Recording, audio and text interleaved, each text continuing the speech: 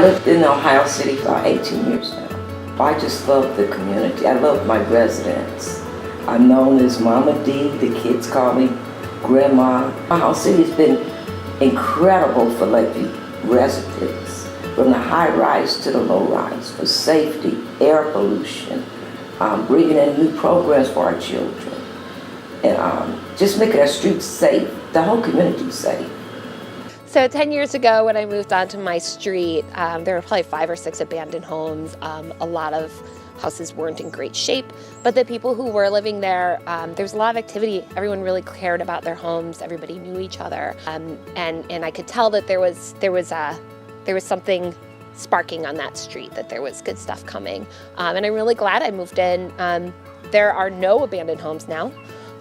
All of them have been fixed up, and the street is great, and we still all know each other. We know even more neighbors now. Whether it's Fairview Gardens Affordable Housing for Seniors, or the Miller Building on 32nd in Detroit, or advocating for residents of Lakeview and Riverview, or bringing in new housing opportunities, or creating a rec league, which went from 62 kids to 1,200. That welcomes all sorts of kids of different backgrounds and income levels. Whether it's park programming, whether it's Ohio City Stages and their global music concerts, urban community.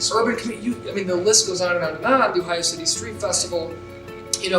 These things don't happen by themselves. It takes an organization like Ohio City Incorporated. It takes dedicated residents to say, we're going to make this happen.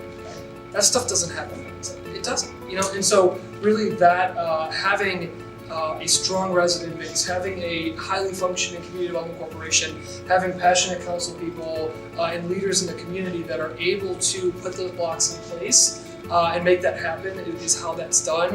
The people that show up to work every day at Ohio City, I know this because I was one for 3 years. They land there because of their passion for the neighborhood. You get into that job because you really care about whatever it is you're working on. There's so much work behind the scenes. There's so much work, that goes in on a day-to-day basis that your average person won't see, and that touches people's lives every day.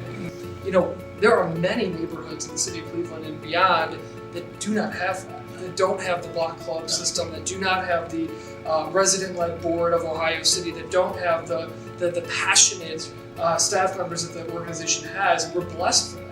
And we see it every day across the city of Cleveland of other folks, other council members that look at Ohio City, that look at Ohio City Incorporated, saying, we really want to get there. We want to get there in our own way, but we want to get there to that function of an organization and of a neighborhood.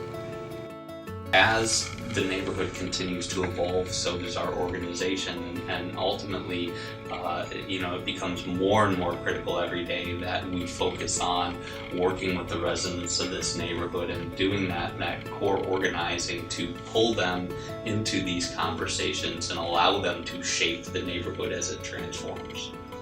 The reality is we have thousands of property owners in Ohio City. We have even more residents and hundreds of businesses or nonprofits, institutions that make their place here. And ultimately what a CDC does or can continue to do is to bring those groups together to create a vision for that neighborhood, and then to advocate for the implementation of that shared vision in ways that allow it to achieve its potential. Making sure that we have affordable housing and being very proactive about it. The idea about that a hillside that has been a disaster in waiting is about to become a major green space ribbon that connects all different people from all over the neighborhood. This neighborhood does so well when it jumps. So the neighborhood has to keep going. And I think as long as we do that and not become content that the neighborhood has reached its full potential, this neighborhood should be doing even more for the next 100 years. I think one way that I see this neighborhood growing in the future is just adding more people. The more people we have who live here, the more amenities we have, the more interesting businesses that we can support, the more we can kind of keep this culture of being a welcoming and inviting community going. Besides the number of people that I think will be moving to Ohio City as it grows, I think Ohio City itself, like what's built here, will continue to grow. Like we have the Red Line Greenway. We have RTA working hard to expand its capacity and its service. We have our parks that are becoming better. I think we have great social services here, we have great organizations here, and I think Ohio City is entering its next phase of being a sustainable place that for like the long term is going to be a healthy community. Neighborhoods have to continually evolve. New York City isn't finished. They're still looking at what the next big thing there is or what their potential threats are, whether that's affordability or the diversity of the economy. Ohio City is no different than that. Cleveland is no different than that.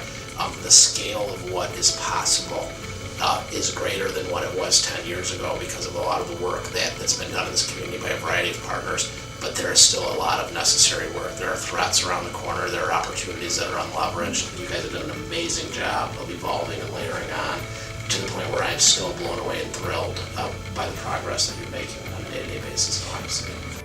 In 10 years, I envision Ohio City being a place that's even more accessible to anybody who wants to live here. There'll be more opportunities, even more businesses, more residents, and still the same passionate residents that we have today.